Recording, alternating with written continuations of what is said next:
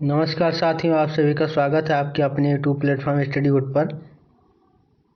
कैसे हैं आप सभी? आशा करता हूँ आप सभी स्वस्थ होंगे। साथियों, आज की क्लास में हम सभी पढ़ेंगे भारतीय संविधान, जिसके अंतर्गत एक टॉपिक है भारतीय संसद। तो साथियों, आइए शुरुआत करते हैं। भारतीय संसद में क्या है देखते हैं कैसे पढ़ना है। तो सबसे पहले हम शुरुआत करेंगे भारतीय संसद क्या है।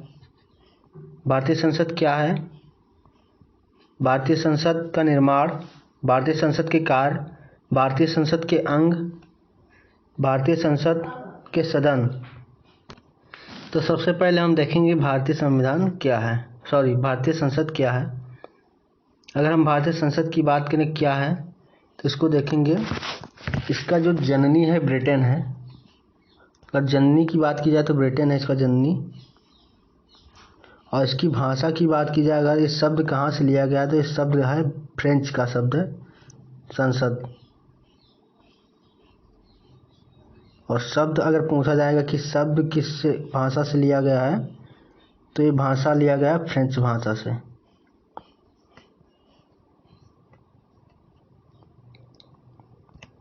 फिर देखते हैं हम इसका निर्माण, अगर देखें कि इसका निर्माण कब हुआ था, कैसे हुआ। तो साथियों, इसके निर्माण की बात करें तो इसकी निर्माण लुटियन एंड बेकर ने नामक दो वास्तुकार थे, उन्होंने किया था। Lutyens and baker.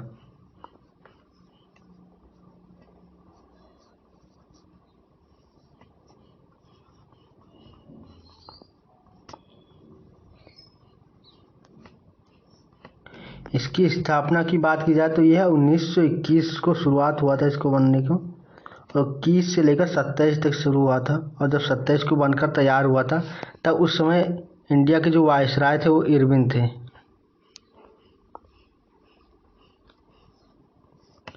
फिर नेक्स्ट हम देखेंगे इसके कार्य। अगर कार्य की बात की जाए तो भारत की संप्रभुता संसद में ही निहित है। ऐसा कहा गया है इसमें कि भारत की संप्रभुता संसद में निहित है। अगर हम संप्रभुता की बात करें, संप्रभुता का अर्थ क्या होता है, तो संप्रभुता मतलब होता है दबाव से मुक्त होना, अर्थात किसी का भी दबाव काम ना करना। जैसे संसद द्वारा कोई भी विधेयक अगर पारित हो जाता है तो वो बाद में संसद के द्वारा ही वापस किया जाता है, अगर एक विशेष प्रक्रिया के तहत। अदरवाइज वो कानून बनकर ही रहता है। और संसद का काम है कानून को बनाना। इसलिए भारत की संपूर्ण संप्रभुता संसद में निहित है। इसका यह एक कार्य है। इस पे एक क्वेश्चन पूछा जाता है, मोस्ट इम्पॉर्टेंट है, हर एग्जाम में आता है। नंबर इस जो क्वेश्चन है उसको बोलते हैं संसद अंतर्राष्ट्रीय संधि को लागू कर सकती है। उसमें ऑप्शन दिया होता है कि सभी राज्य की अनुमति के, 1/3 राज्य की अनुमति के, या बिना राज्य की अनुमति के, या प्रधानमंत्री के सलाह पर। तो इसका अगर मोस्टली देखा जाए तो लोग बहुत ज़्यादा गलत करते हैं। इसका आंसर होता है बिना राज्य की अनुमति के। संसद अंतर्राष्ट्रीय संधियों को लागू करता है बिना किसी भी राज्य की अनुमति के। अगर कोई भी राज्य सहमत नहीं फिर भी वो संसद चाहे तो कानून को, संधि को लागू कर सकता है। फिर आइए देखते हैं साथियों भारतीय संसद की संरचना कैसे हुई है। तो हम देखेंगे भारतीय संसद की संरचना। तो संसद की संरचना इसमें हुई है। अब ये होता है अंग, भारतीय संसद के अंग होंगे। अगर सदन की बात की जाए तो अंग कितने हैं? अंग 3 हैं। और सदन की बात की जाए तो सदन 2 होते हैं। ये माइनर डिफरेंस होता है साथियों, ये बहुत इंपॉर्टेंट है, याद रखिएगा। जैसे अब संसद के अंग की बात करें तो संसद के अंग में लोकसभा, राज्यसभा और राष्ट्रपति तीनों आ जाता है। ये तीनों मिलकर संसद की संरचना करते हैं। और अगर सदन की बात की जाए तो सदन में केवल लोकसभा और राज्यसभा होता है और राष्ट्रपति सदन में नहीं आता है। इसलिए संसद के सदन और अंग में माइनर डिफरेंस है। सदन 2 होते हैं और अंग 3 होते हैं। अब आइए हम लोग देखते हैं किस आर्टिकल में क्या दे रखा है। अगर हम लोग बात करें संसद, तो संसद आर्टिकल 79 में दे रखा है।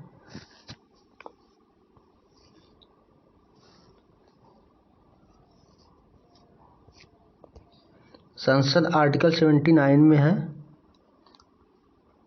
और लोकसभा की बात की जाए तो लोकसभा किस में है? 80 में है।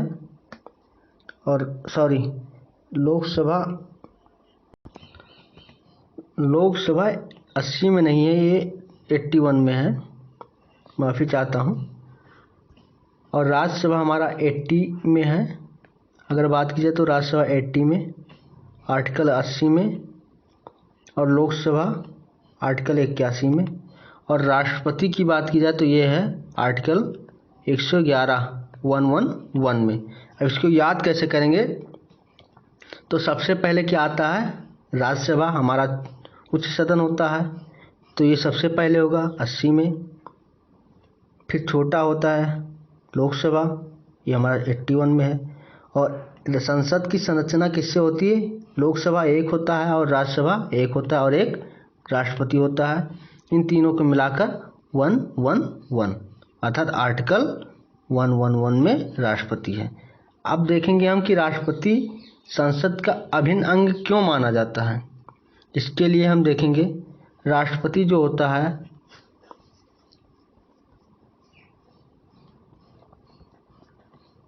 आर्टिकल 111 के अंतर्गत संसद का अभिन्न अंग होता है, क्योंकि जब तक लोकसभा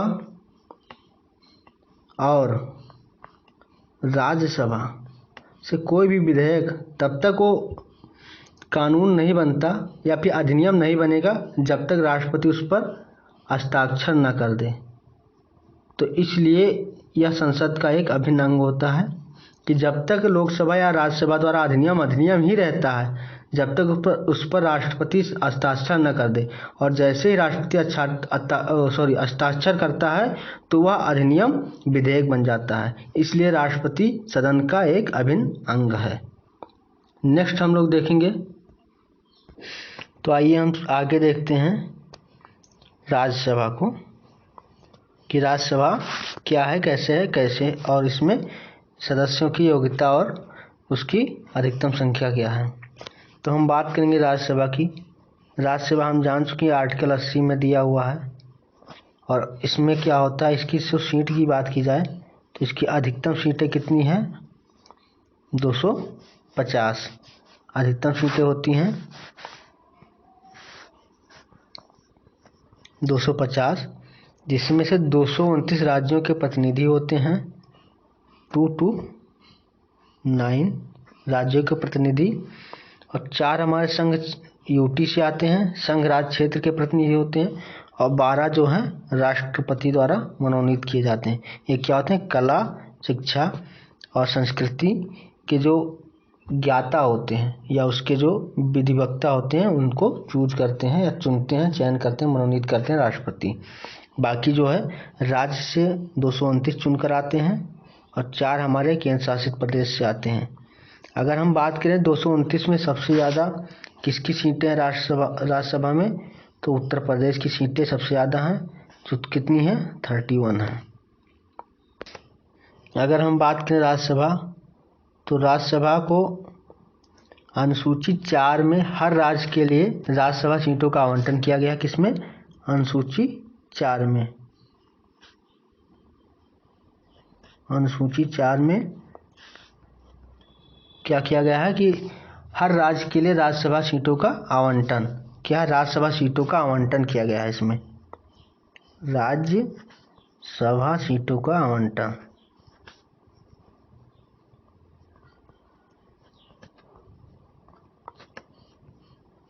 ये किया गया अनुसूची 4 में कि प्रत्येक राज्य से कितनी सीटें किस राज्य से हैं।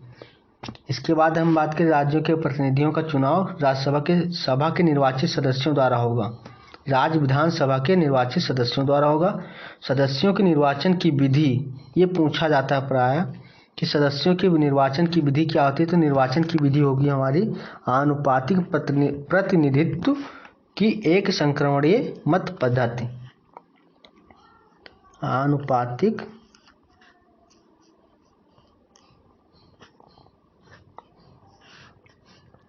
प्रतिनिधित्व, ये सीधा क्वेश्चन पूछ लिया जाता है तो इसलिए इसको याद रखिएगा। प्रतिनिधित्व है।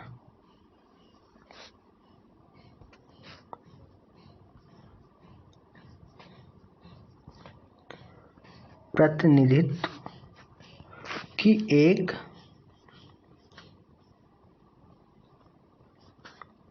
संक्रमणीय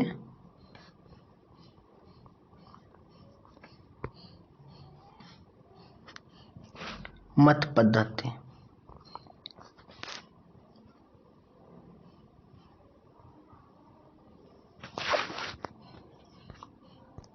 अगर हम भारत में बात करें तो भारत में राज्यसभा के लिए सीटों का आवंटन जनसंख्या के आधार पर हुआ है, जबकि इसी बात को अमेरिका में देखा जाए तो अमेरिका में इसका द्वितीय सदन, जिसको सीनेट बोलते हैं, इसमें हर छोटे बड़े राज्यों को 2-2 प्रतिनिधि भेजने होते हैं। इसलिए वहाँ पे कुल टोटल 50 स्टेट हैं और 50 से 2-2 प्रतिनिधि भेजने होते हैं। इसलिए सीनेट में वहाँ सदस्यों की संख्या कुल टोटल 100 है।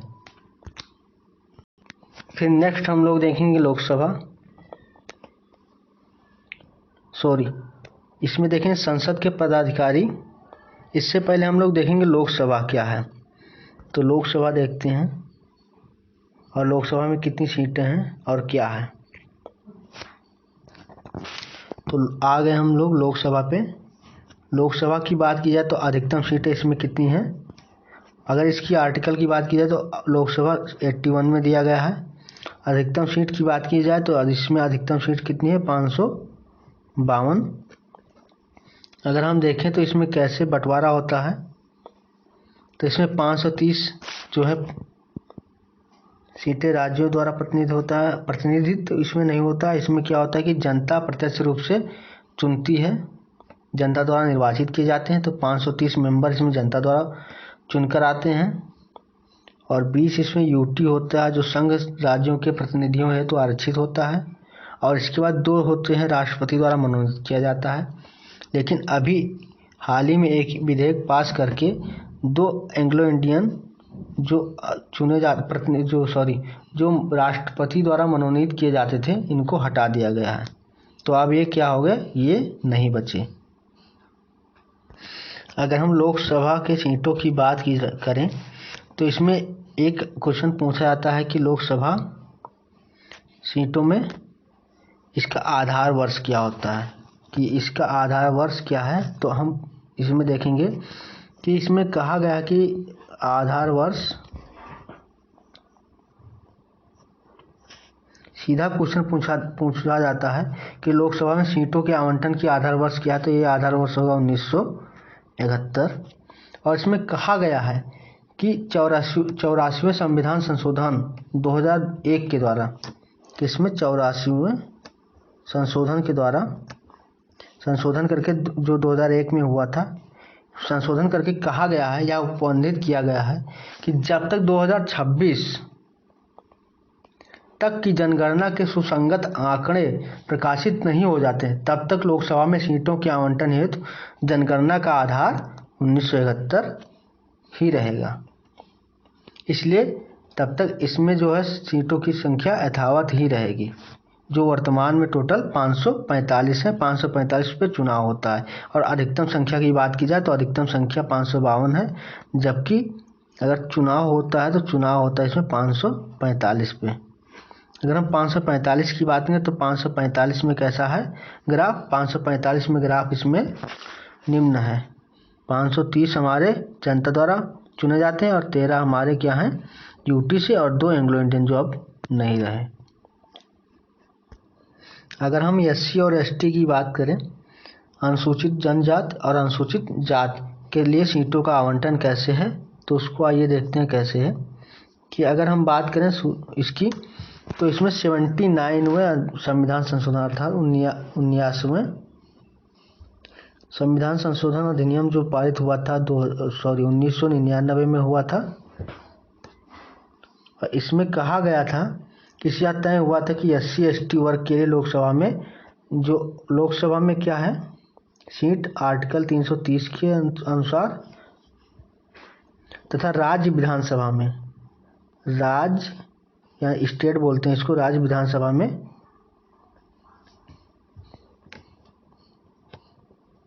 8 फॉर राज्य होगा। राज्य विधानसभा में जो आर्टिकल 332 के तहत है, में स्थानों का आरक्षण 2026 तक यथावत ही रहेगी। वर्तमान में अगर हम बात करें तो कि वर्तमान में एससी अर्थात अनुसूचित जाति के लिए 84 सीटें हैं और एसटी की बात करें तो एसटी के लिए कितनी है, जो अनुसूचित जनजाति इनके लिए 47 सीटें आरक्षित की गई हैं। अगर हम लोकसभा सदस्यों की योग्यता की बात करें तो योग्यता निम्न होगी। जो आर्टिकल योग्यता लोकसभा की सदस्यों की योग्यता कहाँ दिया गया है, ये दिया गया है योग्यता हमारा आर्टिकल 84 में, और बताया गया कि वह नंबर 1 भारत का नागरिक होना चाहिए।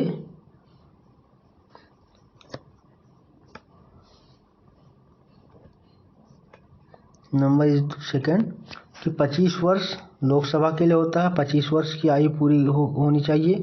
ये होगा हमारा लोकसभा के लिए। और हम राज्यसभा की बात करें तो राज्यसभा के लिए 30 वर्ष होना चाहिए।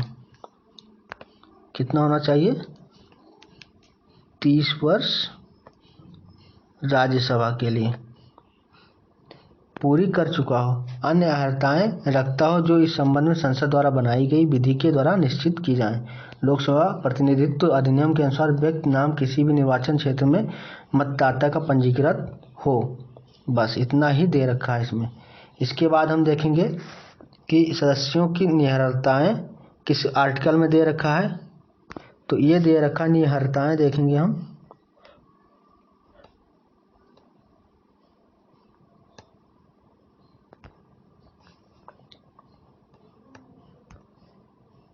निहरताएं की बात की जाए तो ये दे रखा हमारा आर्टिकल 102 में कि क्या क्या निहरताएं होंगी, कैसे का वो अयोग्य ठहराया जाएगा, कैसे अयोग्य होगा।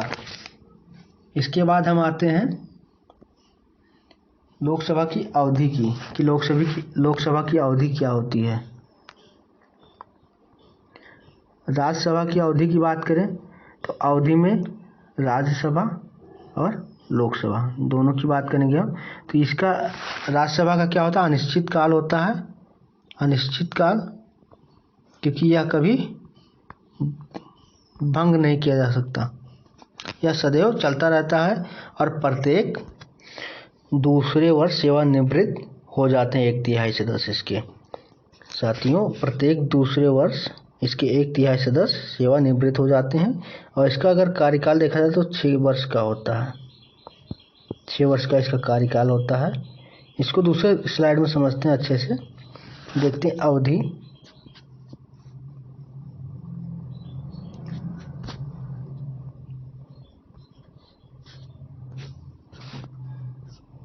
अगर अवधि हम देखें राज्यसभा और दूसरा होगा लोकसभा, तो राज्यसभा में यह एक अस्थायी सदस्य होता है और इसके 1/3 सदस्य प्रत्येक दूसरे वर्ष सेवानिवृत्त हो जाते हैं, इसलिए यह निरंतर चलता रहता है। और अगर हम बात करें विधान परिषद की, इसमें क्वेश्चन एक पूछता है कि वह कौन सा सदन है जो विघटन तो नहीं होता है लेकिन समाप्त कर दिया जा सकता है। समाप्त हो जाता है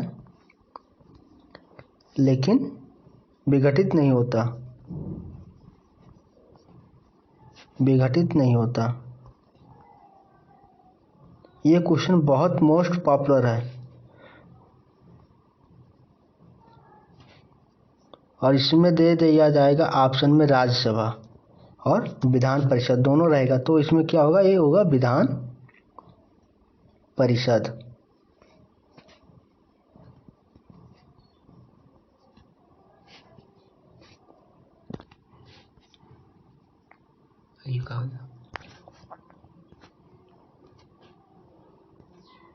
नेक्स्ट देखते हैं और अब देखते हैं लोकसभा की अवधि। तो लोकसभा की अवधि जो होती है ये 5 वर्ष की होती है और प्रत्येक 5 वर्ष के बाद इसका चुनाव होता है और चुनाव में फिर से एक नए लोकसभा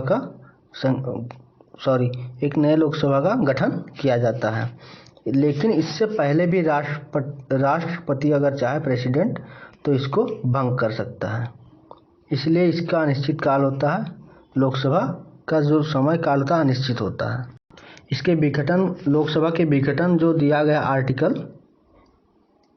85 के 2 खा में दिया गया है। इसको याद रखने के लिए क्या अपनाएंगे ट्रिक 85, 85 का 2 खा, 2 खा दे दिया तो ये क्या हो गया, भंग हो गया। 2 खा मतलब धोखा दे दिया और ये भंग हो गया, तो इसको याद रखेंगे, 85 के 2 खा में दिया गया है। नेक्स्ट देखेंगे हमारा क्या है, संसद की भाषा। ये केवल मोस्टली ये पूछ रहा था कि संसद की भाषा किस आर्टिकल में है, तो ये दिया गया है हमारा आर्टिकल 120 में। और एक दिन इम्पोर्टेंट आर्टिकल जितने भी हैं इनका एक सेशन लाएंगे जिसमें आप लोगों को एक आसान भाषा में आर्टिकल समझा देंगे, लौट दोबारा बोलेगा नहीं। फिर नेक्स्ट देखते हैं हम लोग। अब हम बात करेंगे संसद सदनों की गणपूर्ति, जिसको बोलते हैं कोरम। गणपूर्ति क्या होता है कि जैसे कोई भी सदन में विधेयक अधिनियम लाना है, तो वो अधिनियम पे तब तक कोई भी विधेयक पारित नहीं हो सकता जब तक उस सदन में उपस्थित सदस्यों की संख्या 1/10 ना हो। जैसे क्या है कि 550 हमारे अधिकतम संख्या है, तो 1/10 मतलब 55। अगर 55 सदस्य उपस्थित हैं तभी उस पर चर्चा किया जा सकता है। तो यह हमारा क्या हो जाएगा, गणपूर्ति। जो दिया गया है हमारा कितना होना चाहिए, 1/10, कुल सदस्यों का 1/10 गणपूर्ति होना चाहिए। उपस्थित होंगे संख्या सदस्यों की तभी वहाँ पे चर्चा की जा सकती है। तो ये क्वेश्चन सीधा पूछे जाते हैं, सीधे डायरेक्ट एग्जाम में पूछे जाएंगे। ये क्वेश्चन बिल्कुल रट लीजिए आप लोग। क्या है, गणपूर्ति कितना है, 1/10, और संसद की भाषा किस में है, कितने में है, आर्टिकल 120 में है। अगर हम बात करें संसद सदनों की अधिवेशन, तो अधिवेशन क्या होना चाहिए, वर्ष में 2 बार अधिवेशन होना चाहिए। और 6 माह से एक बैठक, प्रथम और आगामी अधिवेशन के मध्य कितना होना चाहिए, 6 माह का। जैसे ये प्रथम बैठक हुआ आज और फिर दूसरा बैठक होना है, तो इनके बीच में कितना होना चाहिए गैप, 6 माह का। 6 माह के ज़्यादा गैप नहीं होना चाहिए। नेक्स्ट हम लोग देखेंगे संसद के पदाधिकारी। तो संसद के पदाधिकारी देखिए कौन कौन से होते हैं। तो सबसे पहले क्या होता है, एक तो विपक्षी दल का नेता होता है, जो कैबिनेट मंत्री जैसा ही होता है, विपक्ष दल का नेता।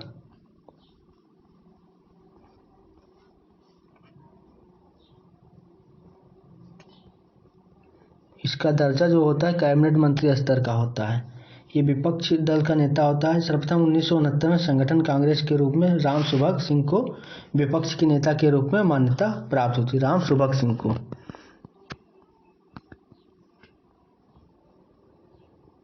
राम सुभग सिंह क्या थे, पहले हमारे विपक्ष के नेता थे। ये कब हुए थे, 1969 में। फिर देखेंगे हम 1977 में यशवंतराव बलवंतराव चाहवाड़, ये क्या हुए थे, हमारे लोकसभा में विपक्ष के नेता हुए थे। यशवंतराव बलवंतराव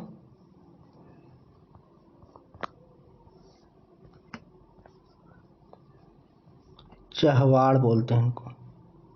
ये हुए थे प्रथम विपक्ष के नेता लोकसभा के। और अगर हम बात करें राज्यसभा की, तो राज्यसभा के विपक्ष के नेता सबसे पहले कौन हुए थे, कमलापति त्रिपाठी।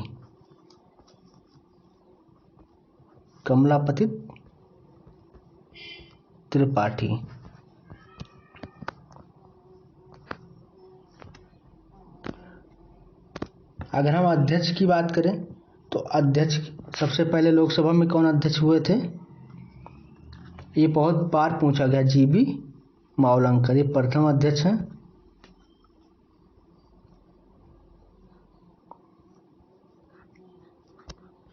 लोकसभा के पहले अध्यक्ष। और उपाध्यक्ष की बात की जाए तो उपाध्यक्ष हुए थे अनंत सयानंद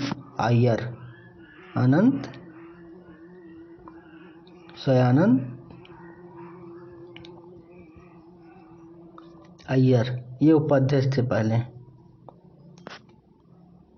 और 1925 में इससे पहले विट्ठल भाई पटेल को केंद्रीय विधान परिषद का अध्यक्ष निर्वाचित किया गया था। ये भी याद रखिएगा आप लोग, 1925 में विट्ठल भाई पटेल को, जो हमारे सरदार वल्लभ भाई पटेल के बड़े भाई थे।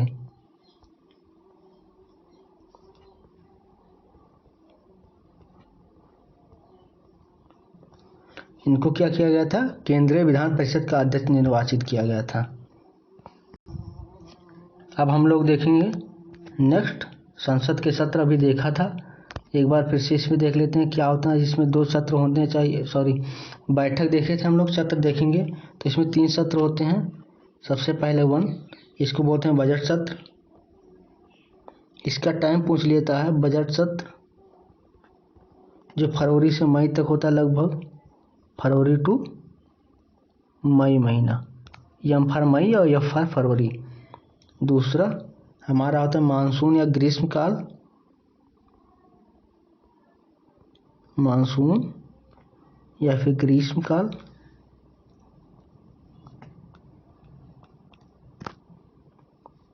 इसका अगर हम टाइम देखें तो इसका टाइम जो होता है नवंबर से दिसंबर, सॉरी माफ़ी चाहता हूँ, इसका जो टाइम देखेंगे, ये टाइम जो हमारा है जुलाई से सितंबर होता है। ये मानसून या ग्रीष्मकाल का क्या होता है? जुलाई टू सितंबर। और तीसरा सत्र हमारा है शीतकालीन सत्र,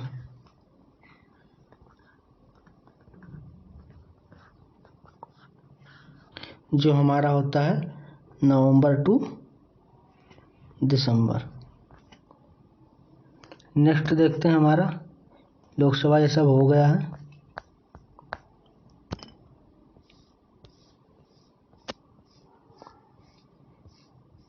अब हमारा आ जाता है नया संसद भवन। अभी तक हम पढ़ रहे थे पुराना संसद भवन और उसके बारे में, कितने सदन हैं, कितने सदस्य हैं। अब हम देखते हैं, ये बहुत इंपॉर्टेंट क्वेश्चन है क्योंकि अभी नया संसद भवन का निर्माण किया गया है, तो यहाँ से क्वेश्चन पूछने की प्रोबेबिलिटी बहुत ज़्यादा है। तो आज आइए हम लोग एक छोटा सा ब्रीफ में जान लेते हैं कि नया संसद भवन क्या है, इसमें क्या, इसको कैसे, क्यों ज़रूरत पड़ी। तो सबसे पहले देखेंगे हम नए संसद भवन की क्यों ज़रूरत पड़ी। तो ज़रूरत इसलिए पड़ी कि वर्तमान की आवश्यकताओं को पूरा करने में असमर्थ साबित हो रहा था। जो पुराना भवन था असमर्थ था, क्योंकि दरकार थी एक ऐसे भवन की जो नए ज़रूरत की पूर्ति कर सके। फिर नेक्स्ट देखेंगे दिसंबर 2020 में जो नया भवन था, दिसंबर 2020 में इस भवन का निर्माण शुरू हुआ। और पुराने वाला का निर्माण कब हुआ था? 1921 में। लेकिन जो नया वाला था दिसंबर 2020 से शुरुआत हुआ और मई में जाकर यह पूरा हुआ 2023 में। और 28 मई 2023 को प्रधानमंत्री श्री नरेंद्र मोदी जी द्वारा नए संसद भवन का उद्घाटन किया गया। अब फिर देखते हैं, बीते दशकों से संसदीय कार्य में निरंतर बढ़ोतरी हो रही, जिसके कारण उनके कार्यों में अधिक लोगों की आवश्यकता की निरंतरता बनी रही है। जो पुराने भवन में कर्मचारियों के लिए पर्याप्त सीटें नहीं थी, इसलिए हमें नए भवन के निर्माण करने की आवश्यकता थी। अब बात करते हैं सेंट्रल हॉल की। तो जो सेंट्रल हॉल था, जब संयुक्त बैठक होता है तो कहाँ होता है? एक सेंट्रल हॉल में होता है। ऐसा तो है नहीं कि राज्यसभा वाले लोकसभा में चले जाएं, लोकसभा वाले राज्यसभा में चले जाएं, फिर वहाँ संयुक्त बैठक हो जाए। तो इसलिए संयुक्त बैठक जब होती है तो एक सेंट्रल हॉल उसके लिए बनाया जाता है कि वहाँ भी लोकसभा के भी और राज्यसभा, इन दोनों के सदस्य जाके वहाँ पे मीटिंग कर सके। और संयुक्त बैठक कब होती है? जब किसी भी अधिनियम में विवाद उत्पन्न होता है, और विवाद उत्पन्न के पश्चात उसमें संयुक्त बैठक का आयोजन किया जाता है और उसको संयुक्त बैठक में सुलझाया जाता है। इसलिए एक सेंट्रल हॉल बनाया गया है, जिसमें पुराने भवन में कुल टोटल 440 सीटें थी और जो सदस्यों की संख्या 790 है। तो ये बहुत बड़ा प्रॉब्लम होता था कि जब कभी संयुक्त बैठक होती थी तो 440 सीटें थी, तो सदस्यों को बैठने की व्यवस्था नहीं थी। इसीलिए अभी जो नया वाला संसद भवन बना है, इसमें जो नया सेंट्रल भवन है उसकी बात की गई है। सेंट्रल हॉल बनाया गया है, नया सेंट्रल हॉल होगा। और नए सेंट्रल हॉल में क्या क्या होगा वो देखते हैं। आइए, जो नया सेंट्रल हॉल होगा उसमें टोटल हमारे कितने सीट होंगे? 1072 सीट तक बढ़ाने की व्यवस्था होगी कि इसको अगर ज़रूरत पड़े तो 1072 सीटों तक बढ़ाया जा सके। तो इसलिए नया सेंट्रल हॉल और नया संसद भवन की आवश्यकता थी, जो हम लोग एक नया सेंट्रल भवन बनाकर पूर्ति की गई है। अब हम देखते हैं जो नया संसद भवन है, इसमें जो हमारे एग्ज़ाम से क्वेश्चन आ सकते हैं वो देख लेते हैं। तो देखते हैं नए संसद भवन में क्या खास है या क्या क्या बिंदु इम्पोर्टेंट है। तो सबसे पहले हम देखेंगे बात इसकी डिज़ाइन की। तो उसकी डिज़ाइन किसने बनाया था? इससे पहले वाली जो पुराना संसद भवन था तो उसका डिज़ाइन लुटियन एंड बेकर ने बनाया था, और इसका डिज़ाइन किसने बनाया है? बिमल पटेल ने। अगर इसके निर्माण की बात की जाए तो निर्माण प्रोजेक्ट किसको दिया गया था? टाटा प्रोजेक्ट को। और अगर इसकी बात की जाए कि इस कितने में फैला हुआ तो 64,500 वर्ग मीटर में यह फैला हुआ है। आकृति की बात की जाए तो इसकी आकृति कितनी है? त्रिकोणीय आकृति है। और इसमें अगर लागत की बात की जाए तो लगभग 1200 करोड़ रुपए की लागत आई है। और अगर बात करें हम और क्या खास बात है तो इसमें हर सदस्यों के लिए अलग अलग दफ्तर होगा जो कि आधुनिक डिजिटल उपकरणों से लैस है। और इसमें एक बड़ा सा हॉल है, लाइब्रेरी है, कैंटीन है आदि। अगर बड़े हॉल की बात की जाए तो एक बड़े से हॉल में इसमें क्या किया गया है? बड़े से हॉल में जो संविधान है, हमारा संविधान की मूल प्रति को रखा गया है। संविधान की मूल प्रति को रखा गया है।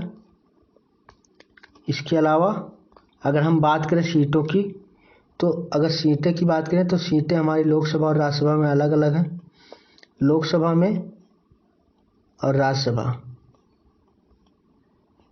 लोकसभा में टोटल 888 सीटें हैं 888, और राज्यसभा में टोटल 384 सीटें हैं।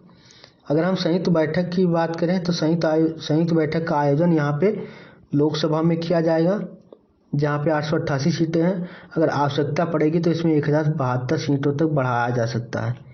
फिर बात करते हैं सेंगोल। यहाँ से क्वेश्चन पूछा जा सकता है सेंगोल क्या है, तो हम आप लोगों को बताना चाहेंगे सेंगोल स्थापित किया गया है। इसमें यहाँ पे एक सेंगोल स्थापित किया गया है जो लोकसभा में अध्यक्ष के ऊपर, जहाँ पे अध्यक्ष बैठते हैं वहाँ पे लोकसभा अध्यक्ष के ऊपर जहाँ पे बैठते हैं उनके पास स्थापित किया जाएगा सेंगोल। अगर सेंगोल की बात करें तो सेंगोल जो है नेहरू जी ने अंग्रेजों से सत्ता हस्तांतरण के प्रतीक के रूप में स्वीकार किया गया था तथा बाद में से एक म्यूजियम में रख दिया गया था, और जो अब लोकसभा के स्थापित कर दिया गया लोकसभा में। तो आज की क्लास यहीं समाप्त होती है। उम्मीद है कि यह क्लास आप लोगों को अच्छा लगा होगा। इस क्लास को कम से कम 2 से 3 बार देखिएगा, और यहाँ से 100% क्वेश्चन पूछने जाने की उम्मीद है। और अगर कोई क्वेश्चन आता है तो यहाँ से छूट कर नहीं जाएगा, आप लोगों से 100% क्वेश्चन यहाँ से बनेंगे। तो आप लोग इस वीडियो को 2 से 3 बार देखिएगा। तब तक पढ़ते रहिए, मस्त रहिए। धन्यवाद।